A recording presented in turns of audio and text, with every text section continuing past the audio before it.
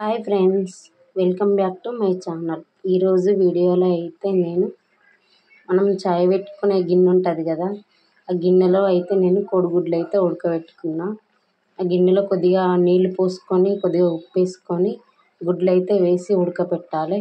ఇలా ఉడకబెట్టుకుంటే గుడ్లు అనేటివి తొందరగా ఉడుకుతాయి, మళ్ళీ టేస్టీగా కూడా ఉంటాయి. నేనైతే ఇప్పుడు పొట్టు తీసి అయితే చూపిస్తున్నా మీకైతే. మనకు కనిపిస్తున్నాయి చూడండి, గుడ్లు ఉడికినాయి. ఇట్లా చాయ్ పత్తి అనేది పైకి వస్తుంది ఉడికినప్పుడు.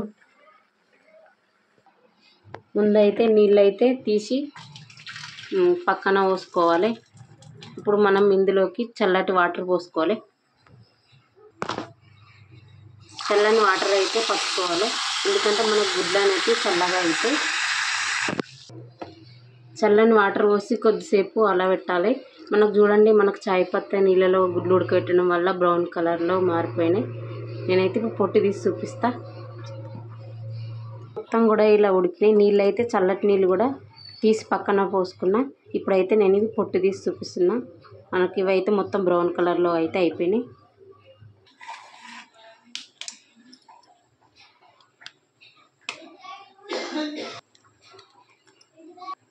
ఇప్పుడైతే నెమ్మదిగా ఇట్లా పొట్టు తీసుకోవాలి. మనకు పొట్టు అనేది ఎంత ఈజీగా వస్తుంది చూడండి మనకి, ఎందుకంటే ఈ చాయ్ పత్తిలో ఉడకబెట్టుకున్నాం కదా, మనకైతే పొట్టు అనేది తొందరగా వస్తుంది. మనం మామూలు వాటర్లో కాకుండా ఇలా చాయ్ పత్తిలో పోసి ఉడకబెడితే గుడ్లు కూడా తొందరగా ఉడుకుతాయి, పొట్టు అనేది కూడా మనకు తొందరగా వస్తుంది. ఇప్పుడైతే మొత్తం కూడా పొట్టు తీసుకున్నాక మనకు గుడ్లు అయితే ఇలా వచ్చాయి. ఇలా నచ్చితే మీరు కూడా ఒకసారి గుడ్లను అయితే ఇలా ఉడకపెట్టుకొని చూడండి, చాలా టేస్టీగా ఉంటాయి, బాగుంటాయి. మా వీడియో నచ్చితే లైక్ చేయండి, షేర్ చేయండి. మరిన్ని మంచి వీడియోల కోసం మా ఛానల్ని సబ్స్క్రైబ్